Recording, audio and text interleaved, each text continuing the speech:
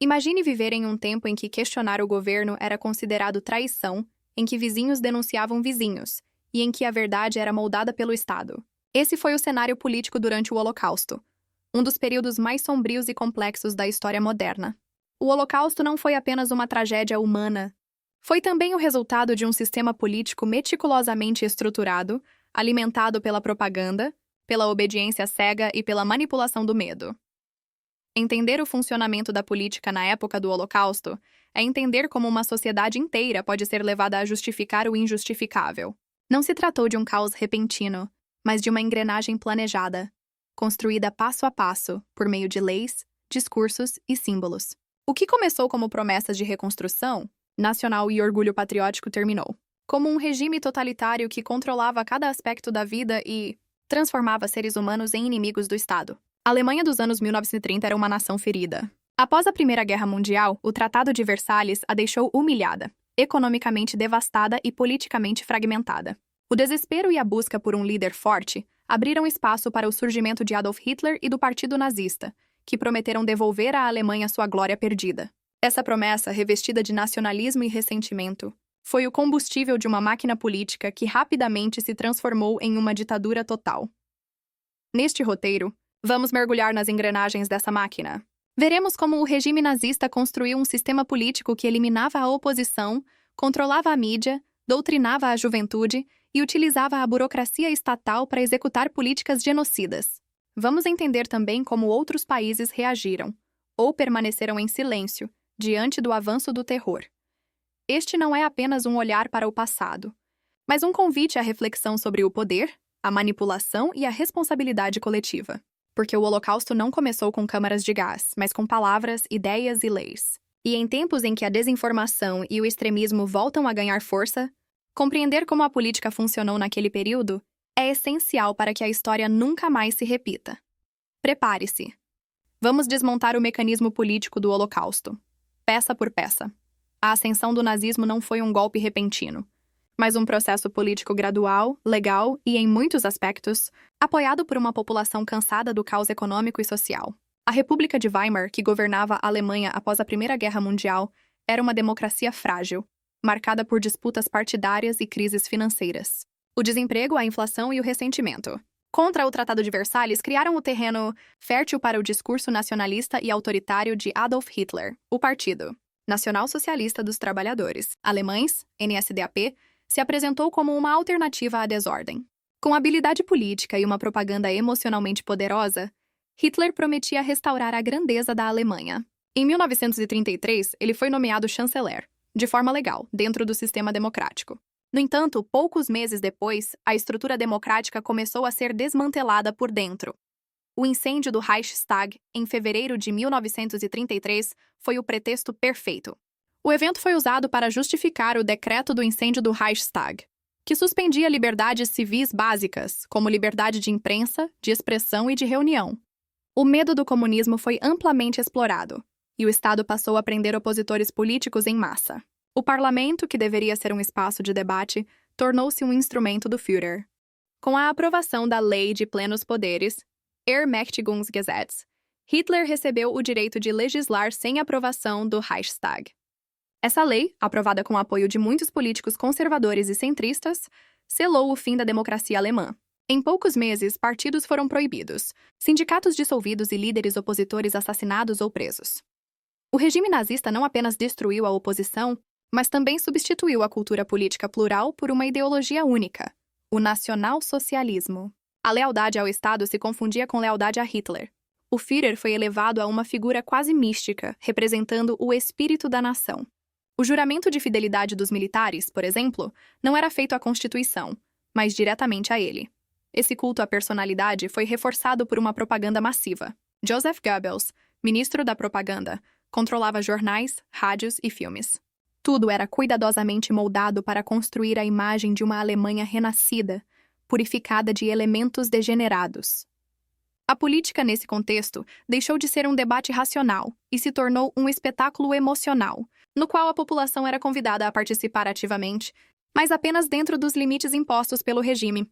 Destruição da democracia alemã mostrou como o totalitarismo pode nascer dentro das próprias estruturas democráticas quando o medo e o fanatismo substituem o diálogo e a razão. O nazismo não foi apenas um movimento ideológico. Foi uma máquina política extremamente organizada, sustentada por uma burocracia fria e eficiente. O Holocausto, por mais horrendo que pareça, foi possível graças à cooperação e ao funcionamento meticuloso do Estado alemão. Juízes, engenheiros, secretários, contadores e administradores que muitas vezes se viam apenas cumprindo ordens. A estrutura política nazista se apoiava em ministérios e departamentos interligados, cada um responsável por uma parte do projeto totalitário. O Ministério do Interior regulava a polícia e os campos de concentração. O Ministério da Propaganda moldava a percepção pública. O Ministério da Educação controlava o que as crianças aprendiam. Tudo estava sob a lógica de uma nação unificada, livre de divergências. O Partido Nazista, NSDAP, funcionava como um Estado paralelo, com sua própria hierarquia e códigos. As SS, Schutzstaffel, lideradas por Heinrich Himmler, formaram o núcleo do terror. Elas eram responsáveis tanto pela segurança interna quanto pela implementação das políticas raciais e pela administração dos campos de extermínio. A Gestapo, a polícia secreta do Estado, operava na sombra, prendendo, torturando e eliminando qualquer suspeito de oposição. A máquina burocrática alemã foi crucial para transformar o genocídio em um processo sistemático. Cada deportação, cada confisco, cada execução era registrada, documentada, assinada. O extermínio foi industrializado. Os trens que levavam judeus aos campos eram programados com horários e planilhas. As câmaras de gás eram projetadas com base em cálculos de eficiência. As propriedades confiscadas eram catalogadas como bens do Estado. Esse sistema mostrava o lado mais sombrio da racionalidade moderna. Hannah Arendt, filósofa que analisou o julgamento de Adolf Eichmann, cunhou o termo banalidade do mal para descrever essa mentalidade. Eichmann, um dos principais organizadores das deportações, não se via como assassino, mas como um funcionário diligente. Ele não odiava pessoalmente as vítimas, apenas seguia ordens e executava seu trabalho com precisão. O funcionamento político do nazismo dependia dessa obediência cega.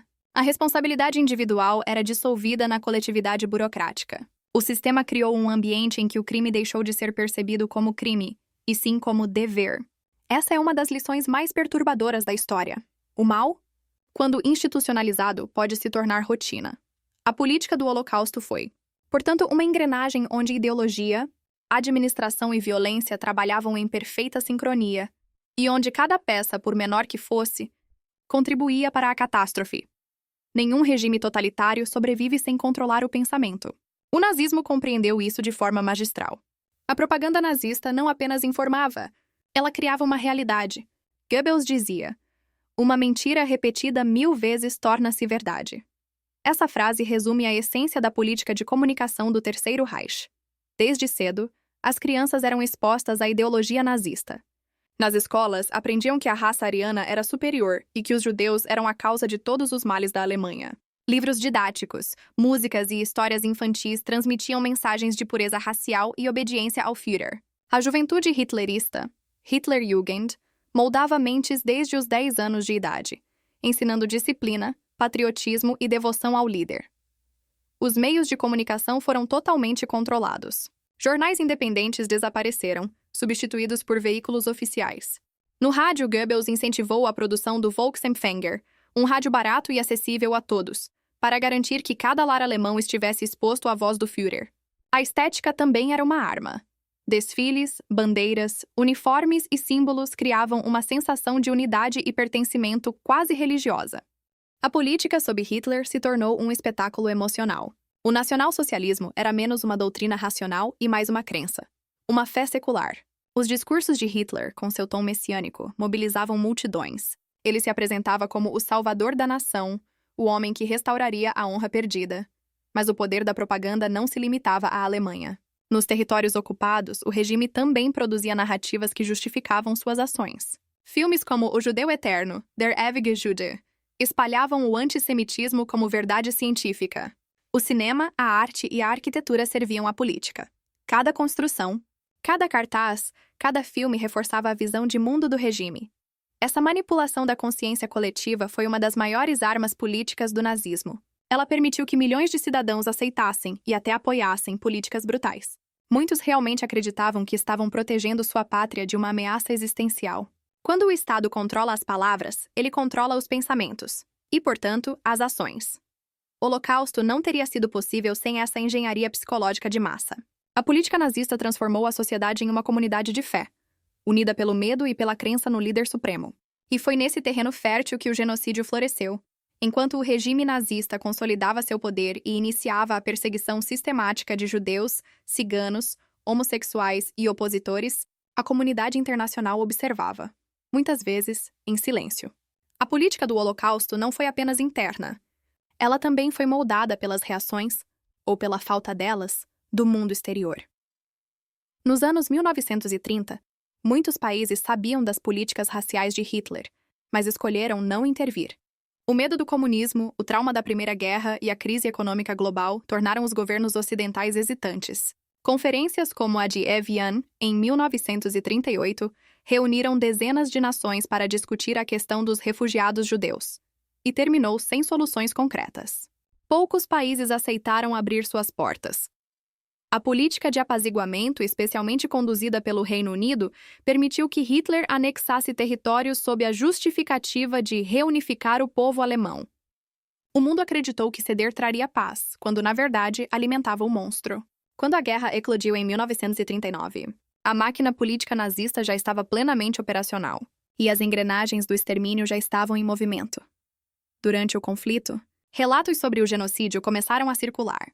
Resistentes, jornalistas e diplomatas tentavam alertar os aliados sobre o que acontecia nos campos de concentração, mas a maioria dos governos subestimou ou ignorou as informações, considerando-as exageradas. Foi somente em 1945, com a libertação dos campos, que o horror completo se revelou.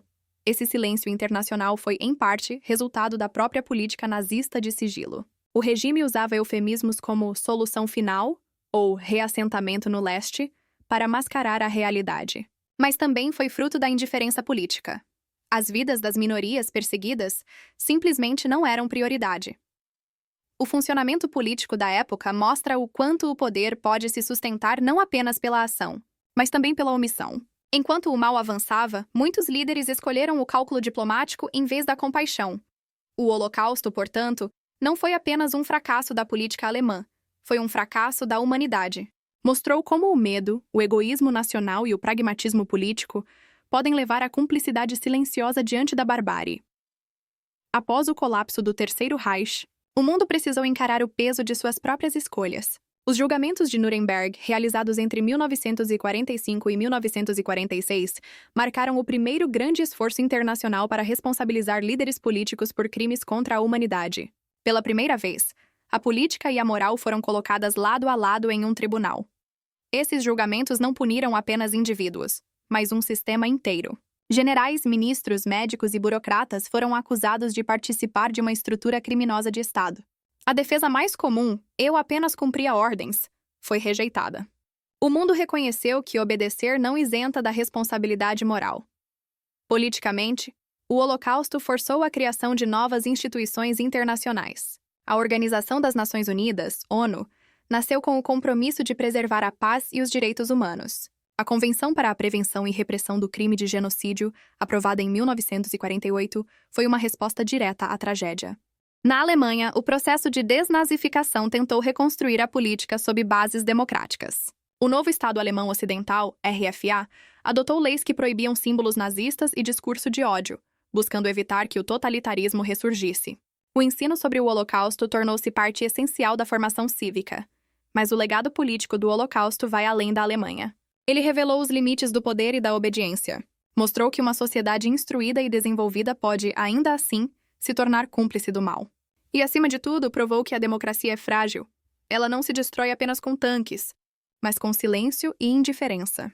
Hoje, em tempos de polarização e discursos de ódio, as lições do Holocausto continuam urgentes.